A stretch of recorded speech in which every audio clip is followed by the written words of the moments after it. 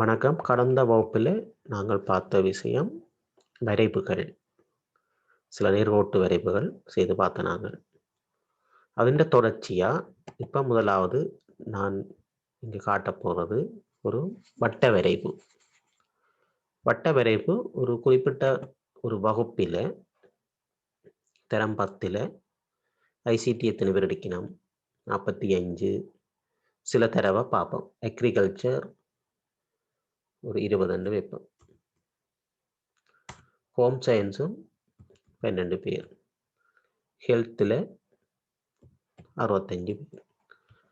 இவர்களுடைய இந்த தரவை நாங்கள் ஒரு வட்ட வரைவில் காட்ட வேணுமா இருந்தால் ரெண்டையும் செலக்ட் பண்ணுவீங்க. இன்சர்ட், இங்கே ரெக்கமெண்டட் சார்ட் போகலாம். கிளிக் பண்ணி அதுவே ரெக்கமெண்ட் பண்ணி காட்டும். இப்போ பை வரைவுக்கு போவோம். வட்ட வரைவிலையும் எந்த ஷேப் வேணும், 3Dயா சாதாரணமாக அப்படியா நீங்கள் தெரிவு செய்யலாம். வரைவு எப்படி அமைப்பில் வேணும். சாதாரண ஒரு அமைப்பில் கொடுக்குறேன்.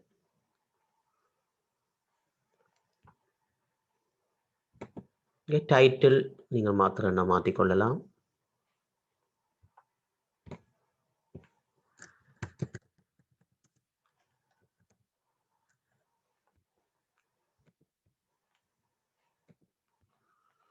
அதோட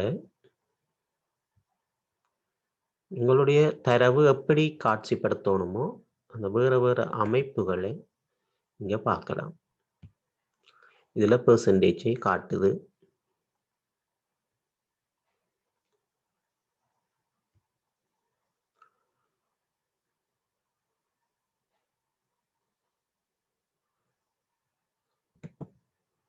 ஏராளமான வடிவமைப்புகள் உங்களுக்கு தேவையான மாதிரி இங்கே எடுத்துக்கொள்ளலாம்.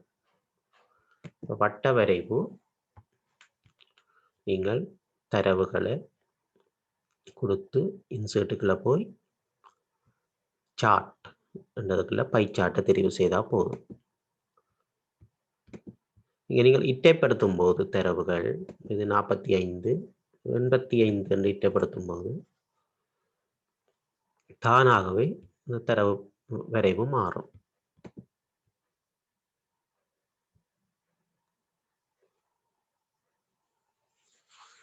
வட்ட வரைவு மாதிரி ஏற்கனவே வேற இருக்கிற வரைவுகள் பார்த்துருக்கிறோம். கொலம் சார்ட் சாதாரணமாக பரீட்சைகளில் வர கேள்விகளாக இருந்தாலும் சரி, இல்லாட்டி கணிதத்தில் நீங்கள் இந்த சலாகை வரைவுகளை பார்த்துருப்பீங்க. சலாகை வரைவு அது இந்த கொலம் சார்ட், பார் சார்ட்ன்னு ரெண்டா சொல்கிறோம். கிடையாக இருந்தால் பார் சார்ட். பொதுவாக இதில் தான் தரவை காட்டுவினோம். உதாரணத்துக்கு ஐசிடி மார்க்ஸ் ஒரு வகுப்புக்கு 2019லையும் 2020லையும் ஒரு பெரம்பலை காட்ட போகிறோம் புள்ளிகள்.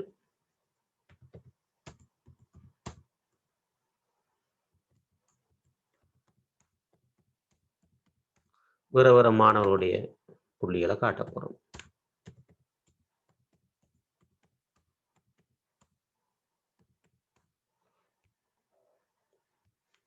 இது ஒரு கொலம் சார்ட்டுக்கு பொருத்தமானது. கொலம் சார்ட் நீங்கள் தெரிவு செய்து பெருமானங்களை தெரிவு செய்து போட்டு சார்ட்டை தெரிவு செய்து இங்கேயும் வகை வகையாக கிடக்குது, வேறு வேறையாக இருக்குது. இந்த சீரீஸ் 1 சீரீஸ் 2 காட்டுறது நாங்கள் பிறகு 2019 2020 மாற்றலாம். இப்படி 3 4 கூட காட்டிக்கொள்ளலாம்.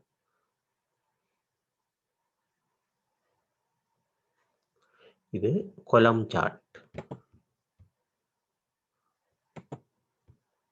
அடுத்து XY சிதறல் அது மாதிரி கேள்விகள் வந்திருக்கிறபடியா அதில் ஒரு கேள்வியை இப்போ செய்ய போகிறேன். கடந்த வகுப்பு நேர்கோட்டு வரைவு பார்த்திருந்தோம். இன்றைக்கு ஒரு பாஸ் பேப்பர்லேயே வந்தது, 2018 வந்த ஒரு கேள்வி.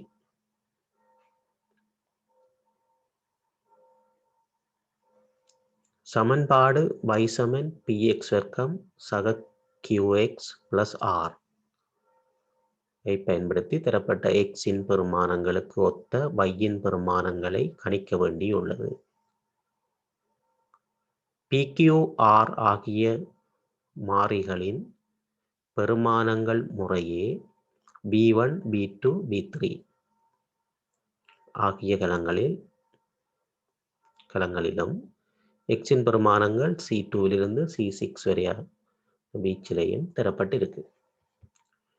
Pக்கு ஒரு பெறுமானம், Qக்கு ஒரு பெறுமானம், Rக்கு ஒரு பெறுமானம், Xக்கு பெறுமானம் எடுத்திருக்குது. 2, 1, 0, 2, 2 y காணப்போயிடும். இப்போ இந்த காண்ற சம்பந்தமாக தான் இங்கே வரைவு. இப்போ நாங்கள் இதை அப்படியோ எக்ஸல்ல போடுவோம்.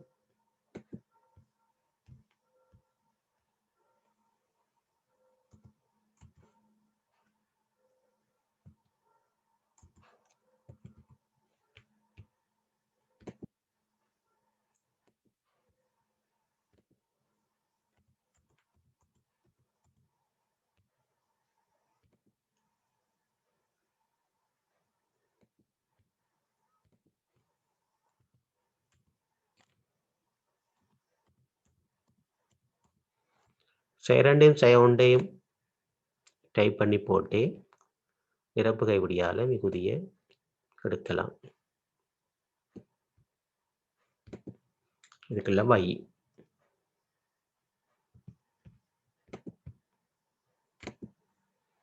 சமன்பாடு px வர்க்கம் சக qx plus r. இந்த பெறுமானத்தை எடுக்கிறது சம்பந்தமாக தான் கேள்வி. x 2 ஆக இருக்கும் போது y-இன் பெறுமானத்தை பெறுவதற்கு D2 எழுத வேண்டிய சூத்திரம் யாது? இந்த நேரம் x-க்கு 2 இருக்கைகள்ல y-க்கு இதே சமன்பாட்டுக்கு நாங்கள் எழுத வேண்டிய சூத்திரம் யாது என்று கேட்டிருக்கு.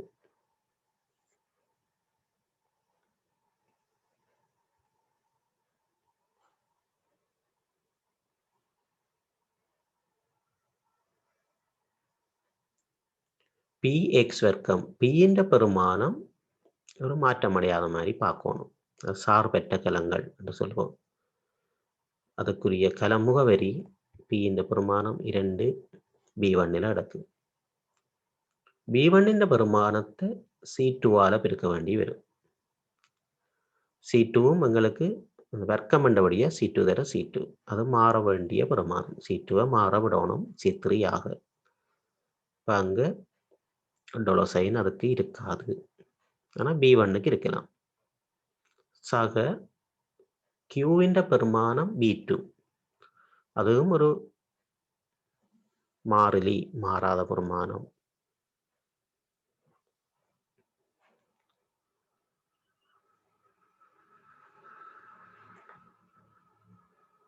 சக R. இப்போ இங்கே பொருத்தமான விடை என்னன்றதை நாங்கள் பார்க்கறதுக்கு முன்னாடி இங்கே நாங்களா காணுவோம். எங்களுக்கு எப்படி தேவை என்றதை பார்த்து முதல்ல சமன் போடணும். சமன்பாடு px வர்க்கம் முதலாவது கட்டம். p இந்த பெறுமானம் இங்கே இருக்கு 2. x வர்க்கம் p தர x-ன்ற மாறக்கூடிய பெறுமானம் இங்கே என்ன? C2ன்ற வர்க்கம். C2ன்ற வர்க்கம் C2 தர C2 வர்க்கம் பிளஸ்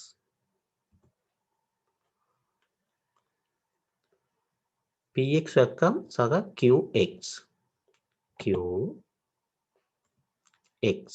திருப்பியும் x C2 x என்ற பெறுமானம் 2 இருக்கிற இடம் C2 பிளஸ் R. இதை நாங்கள் என்டர் பண்ணும்போது முதலாவது விட சரி, அங்கால கொப்பி பண்ணிக்கல தான் இப்போ பிழைக்க போகுது. இப்போ இதை கொப்பி பண்ணி D2வில் இருக்கிறத கொப்பி பண்ணி D3யில் நான் போட போகிறேன். அப்படி D2வில் இருந்து D3க்கு மாறைக்கு என்னென்ன மாறும்? B1 B2 மாறிடும். P இந்த வருமானம் முதலாவதுக்கு 2, அடுத்ததுக்கு 3 2 எடுத்துடும். அப்படி மாறக்கூடாது. அதால B1 எனக்கு மாறக்கூடாது. தொடர்ந்து B1ஆவே இருக்கட்டும். C2 C3 மாறி ஆகணும். அடுத்தது D2வில் இருந்து D3க்கு பிரதி செய்யக்குள்ள C2 C3 மாற வேணும். இதை மாற்ற வேண்டாம். அது மாதிரி B2வும் மாறக்கூடாது.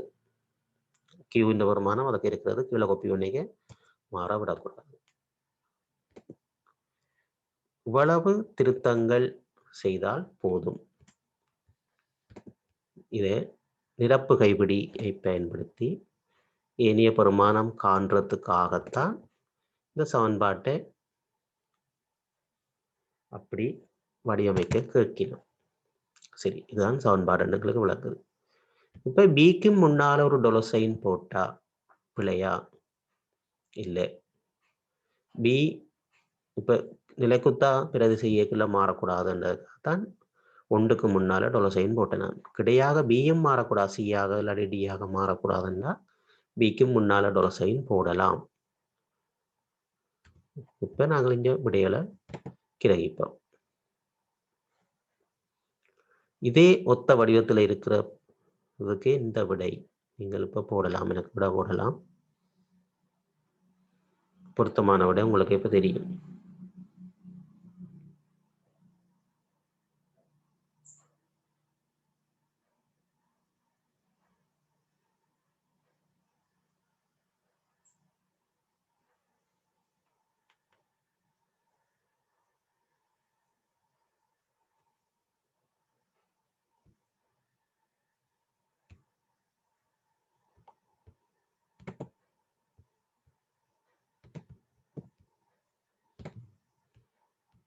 எழிலிட்ட இருந்து வந்திருக்கிற விடை முதலாவது சரியான விடை.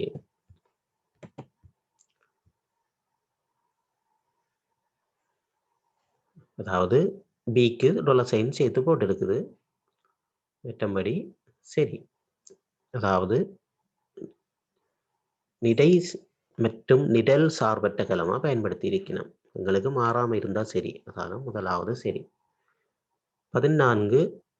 14ஆம் கேள்வி, பையின் ஏனைய பெருமானங்களை பெறுவதற்கு D2வில் உள்ள சூத்திரத்தை கலவீச்சு D3யிலிருந்து D6க்கு நகல் செய்துள்ளதாக கொள்க. நான் நகல் செய்துட்டேன். பையின் மிகப்பெரிய பெருமானத்தை பெறுவதற்கு கலம் D7ல் எழுத வேண்டிய சூத்திரம். அங்க பிரதி செய்தாச்சாம் கருதட்டாம். நான் உங்களுக்கு பிரதி செய்தியை காட்டுகிறேன். இங்க இருக்கிற சமன்பாடு எல்லாத்துக்கும் பிரதி செய்தேன். B1 மட்டும் மாற விடையில்லை. B1 B2 B3 மாற விடாம செய்து வச்சுக்கிறேன். இதுக்குள்ள இருக்கிற மிகப்பெரிய பெருமானத்தை D7ல காட்சிப்படுத்துறதுக்கு இந்த விடை மேக்சிமத்தை பாவிக்கிறாங்க.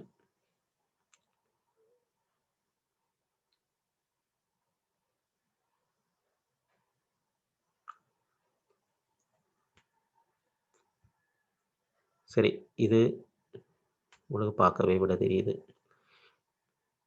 மேக்ஸ் மிக உயர்ந்த பெருமானத்தை காண்றதுக்கு மேக்ஸ் MAX ரேஞ்ச் தான்.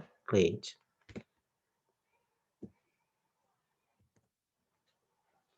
இதுக்குள்ள இருக்கிற மிகப்பெரிய பெருமானம்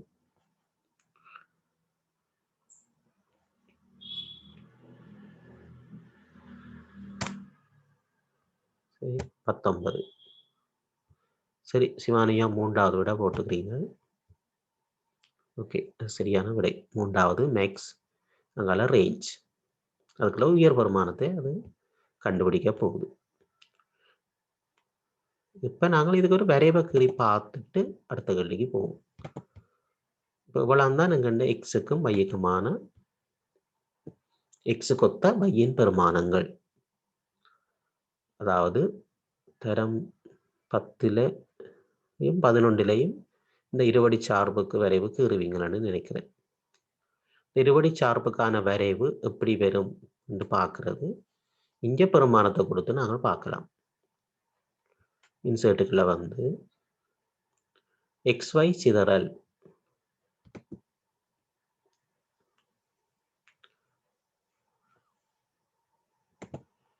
xy சிதறல் இந்த வரைவுக்குள்ள வந்து இப்போ நான் இந்த வரைவை கீறிட்டேன். இங்கே பெருமானங்களோட அது போட்டு காட்டியிருக்கு. இந்த பேட்டர்ன் வேணும்னா மாற்றி மாற்றி பார்க்கலாம்.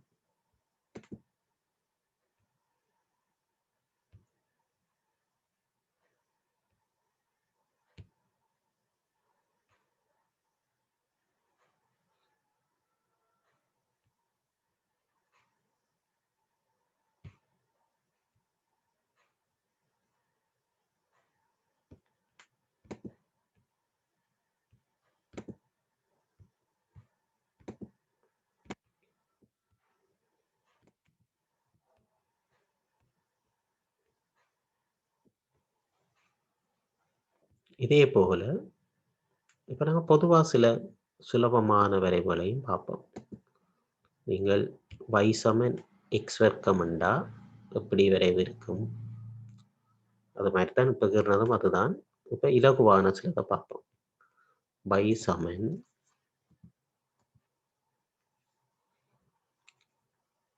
x வர்க்கம்.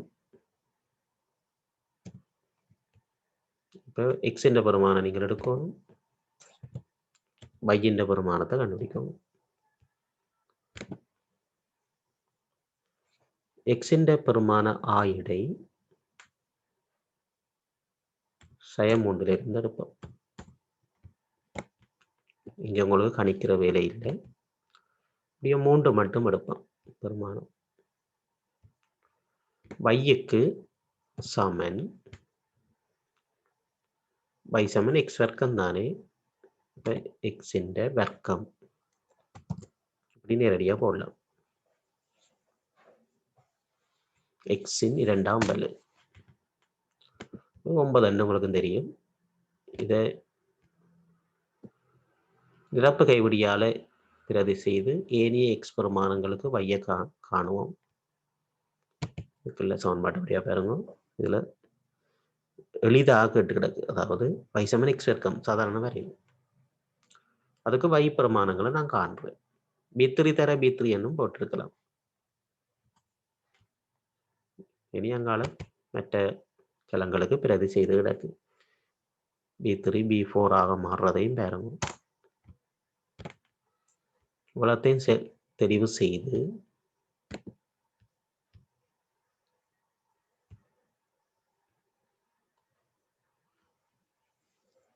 வேற வேற பேட்டர்ன் எடுக்கலாம் வரைவு. இப்போ இன்னும் ஒன்று எடுத்துக்கிடுங்க, புள்ளிகளை காட்டுது உங்களுக்கு. இது புள்ளிகள் ஸ்கேட்டர்ஸ், xy ஸ்கேட்டர்ஸ்ன்னு சொல்றது. இதண்டா ஒரே வளைஞ்ச சரியான வரைவாக வேணும். இதைத்தான் நீங்கள் கீறுற நீங்கள் மேக்ஸில் அங்கே செய்கிறது இங்கே செய்து பார்க்கலாம். இப்போ ஐசிடின்றது பிரயோகமே தவிர பாடம்ன்றது இல்லை. இன்றைக்கு எல்லா பாடமானவர்களும் ஐசிடியை பிரயோகிக்க வேண்டிய காலத்துக்கு வந்திருக்கணும். இப்போ கணிதத்துக்கு சில சொபியாஸ் நிறைய இருக்குது, எக்ஸலையும் யூஸ் பண்ணி கொள்ளலாம். இங்கே நீ மாற்றி மாற்றி வரைவை நீங்கள் பார்க்கலாம். இப்போ y சமன் x வர்க்கம் சக 2 சக 3 வைப்போம். 3 என்ன ஆகும், இந்த வரைவு இந்த 3 அலகுக்கு மேலே போகும். இங்கேயும் போய் சக 3 பின்னால மாற்றணும். மாற்றிக்கல எல்லாத்துக்கும் குப்பி வண்டினாத்தான் அங்கே வரைவு சரியாகவும் இருக்கும். இப்போ சரி,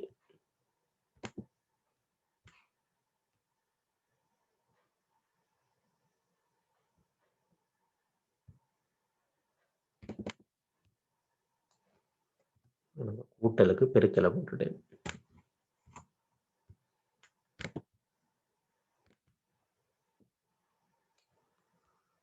y சமன் x வர்க்கம் சக 2 வரைவு மேலே வருது. கணத்தில் இது படிக்க பிள்ளைகளுக்கு கட்டாயம் தெரிஞ்சிருக்கு. அதே மாதிரி y சமன் x வர்க்கம் சய 2 வச்சுக்கொள்வோம். இப்போ கீழே வரைவு வரும். இதே வரைவு சய 3 எடுத்துக்கொள்வோம். சய 3 இதில் வலுதான் முதல் செய்யும், அதுக்கு பிறகுதான் 3 கழிக்கும். இந்த வரைவு கீழே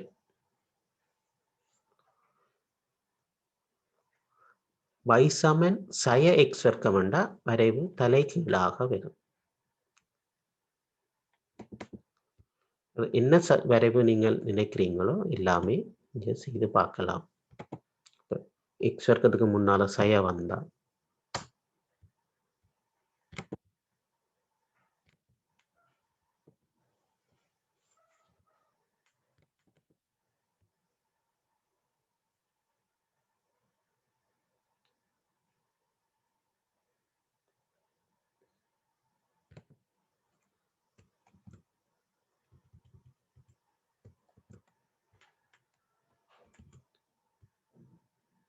x வர்க்கத்துக்கு முன்னால சய வார வரைவு தலைகீழாக வரும். சய 3க்குள்ளால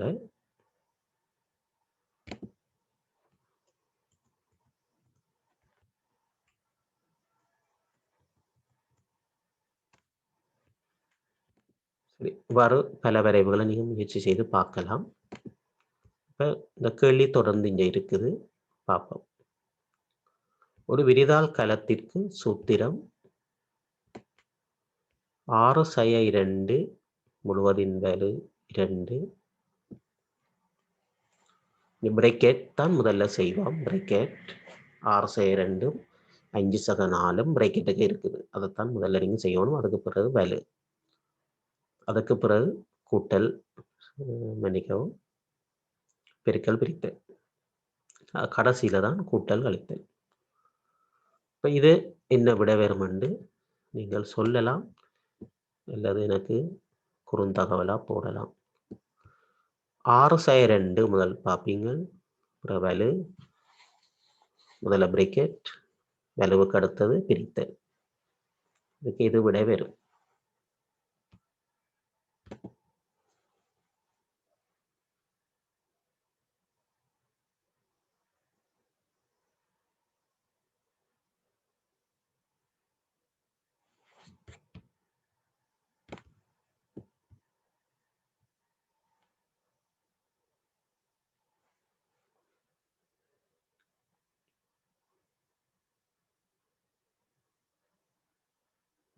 ஒவ்வொரு விட வந்திருக்குது உங்களுக்கு. ஒருக்கா பார்ப்போம், இப்படியே வச்சுக்கொண்டு பார்ப்போம். 6ல் இருந்து 2 கழிப்போம் 4, 4ன் 2ஆம் வலு 16, இங்கே 16 இருக்கட்டும். அங்கால 5 4 கூட்டம் 9, 9 3ஆல் பிரிச்சா 3, 16 3 19 சரியான விடை.